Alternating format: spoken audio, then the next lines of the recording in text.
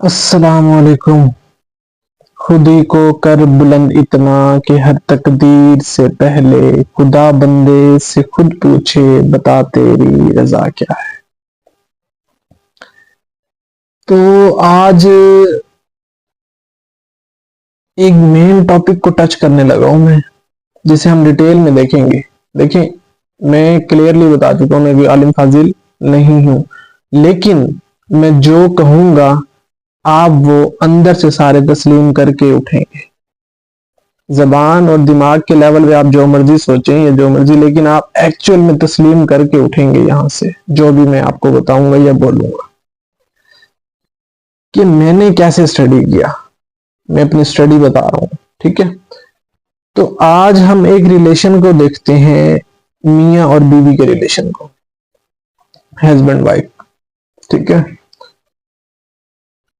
कि husband wife के relation में क्लेश क्यों है? बुरे वाला एक क्लेश होता है, अच्छे वाला एक होता है बुरे वाला। वो बुरे वाला क्लेश हमारे सामने, सबके सामने रियलिटी है ना।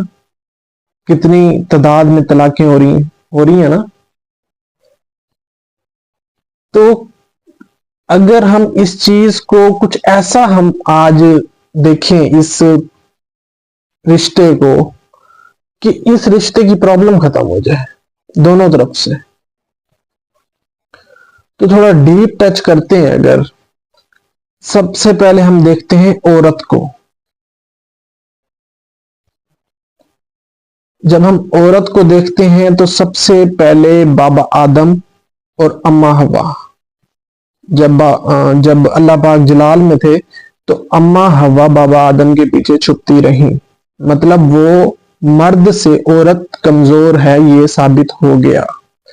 अब इसका दूसरा सबूत देते हैं जी। इसका दूसरा सबूत यह है कि हम सब ने पढ़ रखा है कि औरत मर्द की पसली से बनी है। इससे यह साबित होता है, शऊर इसको बोलते हैं, कि एक पसली की जो ताकत है वो एक औरत की ताकत है, ठीक है। बट जब ये पसली अपनी सोल के साथ अटैच होगी, अपने हस्बैंड के साथ अटैच होगी, या फिर खुदा के साथ अटैच होगी, तो ये मर्द से भी ज्यादा ताकतवर है, ठीक है। अब प्रैक्टिकली इस चीज को अगर हम देखें तो हम अपने आसपास देख सकते हैं ऐसी औरतों को कि कौन ताकतवर है, कौन नहीं है, और उसके पीछे के बैकएंड देखेंगे तो लाजमी उसके पीछे, उसके साथ उसकी सोल होगी, या फिर वो खुदा से अटैच हो चुकी होगी। तो हम मियाँ बीवी के रिलेशन में हम देख रहे हैं, हमने औरत की करेक्टरिस्टिक्स को देख लिया कि औरत क्या है। तो मतलब औरत the part of soul and angel, soul का हिस्सा है ना। मर्द वाटर के लेवल पे बात कर रहे हैं, सोल के लेवल पे सोल का हिस्सा है। इसी वजह से चूंकि सोल का हिस्सा है, वाइफ अगर कुछ गलत करे तो पेन किसको होता है? सोल को। ऐसे ही है ना। और अगर अब बीवी की थोड़ी सी कैरेक्टरिस्टिक्स और भी देखते हैं कि इसकी और क्या है बड़ी औरत की, कि औरत टेढ़ी हड्डी से बनी है। मतलब ये हमें ये पता चल गया कि ये जो भी बोल रही है कर रही है सब ठीक है, लेकिन मसला फिर कहां पर आ रहा है? मेन मसले को आज टच करें। मसला आ कहां पे रहा है? मसला आ रहा है मर्द की तरफ से। इसलिए अल्लाह पाक ने तलाक का इख्तियार भी मर्द को दिया। अब मर्द की तरफ से क्या मसला आ रहा है? दो मेजर मसले। इन दो मसलों के अलावा कोई मसला नहीं है। वफा,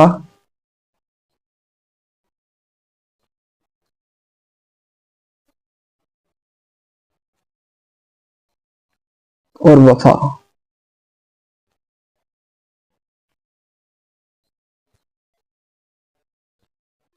अब आप माने या ना माने, बात तो यही है, जिस मर्द को बावफा औरत मिल गई वो कामयाब हो जाता है।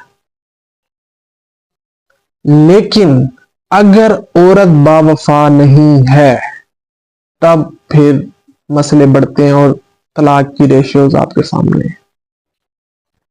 तो यहां पर ऐसा कौन सा पॉइंट हम टच करेंगे हमारा ये क्लियर हो जाए कि ये थॉट ही हमारी खत्म हो जाए।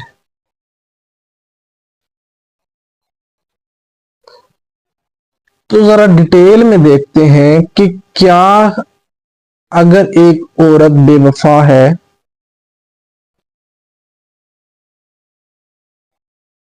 तो क्या हमें उसकी बेवफाई से मसला है या हमें यह मसला है कि वो वफादार क्यों नहीं हो रही। या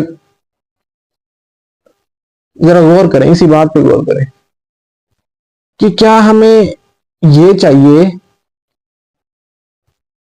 कि ये वफादार हो जाए, कल को हो जाए, परसों हो जाए, 10 दिन बाद, 20 दिन बाद, साल बाद, 2 साल बाद, क्या हमें ये चाहिए या फिर हमें ये चाहिए कि हमें ये मसला है कि ये बेवफा है।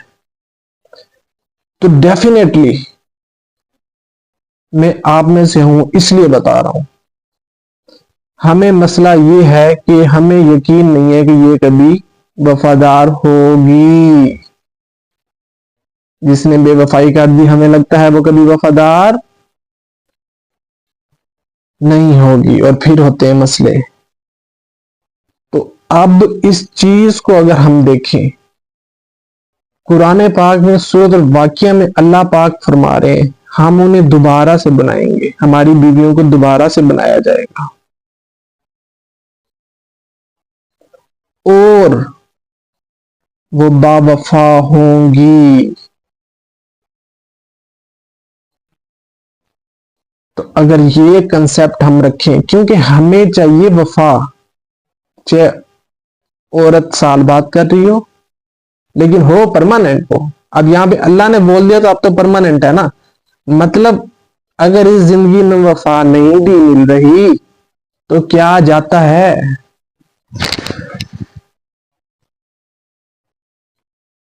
जन्नत में करवाऊंगा तुमसे वफा। ऐसे भी तो सोचा जा सकता है ना,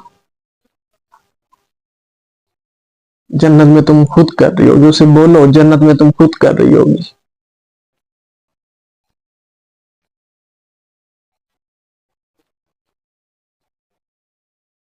ये है शऊर। सारे मसले खत्म ना हो गए मियां बीवी के, क्या लगता है।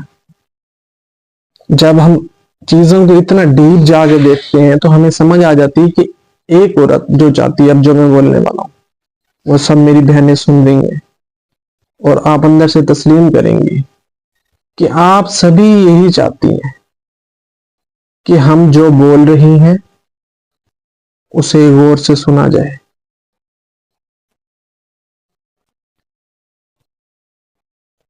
और हमारे चोज उठाए जाए, हमारे नखरे उठाए जाए।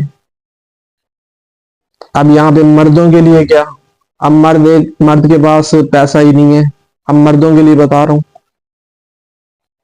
वो कैसे नखरे उठाएगा। तो बीवी ये नहीं चाहती है कि उसी वक्त उठाओ, मसला ही नहीं है, सिर्फ उसको सुनो और उसको हाँ बोल दो, क्योंकि टेढ़ी हड्डी से बनी है अल्लाह पाक ने कहा। ये बच्चा है आपका, जैसे बच्चा नखरे करता है ना और चोच करता है, लाड करता है, ये आपका बच्चा है। अब देखें प्रॉब्लम कहां पर है, जब इस साइड से भी प्रॉब्लम खत्म, उस साइड से भी प्रॉब्लम खत्म, तो सोचें। और बीवियों के लिए बहुत इंपॉर्टेंट मैसेज, अपने अंदर की एंजल्स को फाइंड करें। शीशे के सामने खड़े होके अपनी आईज में आईज डालकर पूछा करें कि कहां हो एंजल, सारे मसले ठीक हो जाएंगे।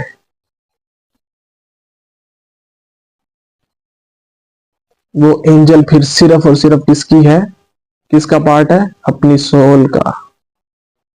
मर्दों की प्रॉब्लम आपने ही खत्म करनी है। मर्दों का भी रास्ता मिल गया, औरतों का भी मिल गया। अब बताएं, कोई मसला है कहीं पे? मियां बीवी का रिलेशन और बॉन्ड कितना कितना ज्यादा स्ट्रांग है, कोई मसला ही नहीं है। बेवफाई कर भी रही है तो कर लेना, अल्लाह ने बोल दिया तू ही वफा करेगी। समझ पा रहे हैं? इस तरह जब आप डीप जाते हैं ना, और ये होता सब कुछ सोल को फाइंड करने से है। और मुझे 30 साल लगे सोल को फाइंड करने में। हर चीज का जवाब मिल गया, अल्हम्दुलिल्लाह। नेक्स्ट वीडियो इंशाल्लाह किसी और टॉपिक पर रखेंगे। बाकी आप जो कमेंट्स करेंगे ना, उनके भी मैं आंसर्स दूंगा। कोई भी टॉपिक हो आप बताएं। बाकी जो मुझे टॉपिक लगेंगे कि ये जरूरी है, वो मैं आपसे डिस्कस करूंगा। हम बैठ के डिस्कस करेंगे।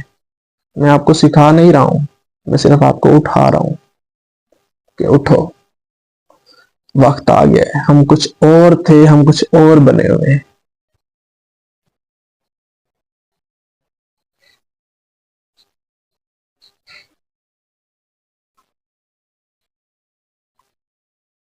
इसलिए हम खोखले हो गए।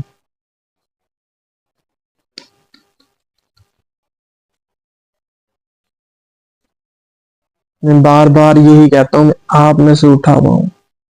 मैंने आपसे ज्यादा इस दुनिया को देखा है करीब से, हर रंग देखा है इस दुनिया का। 30 साल। और सबसे बड़ी जो खुशी मिली है ना, वो 30 साल बाद 1 सेकंड में मिली है।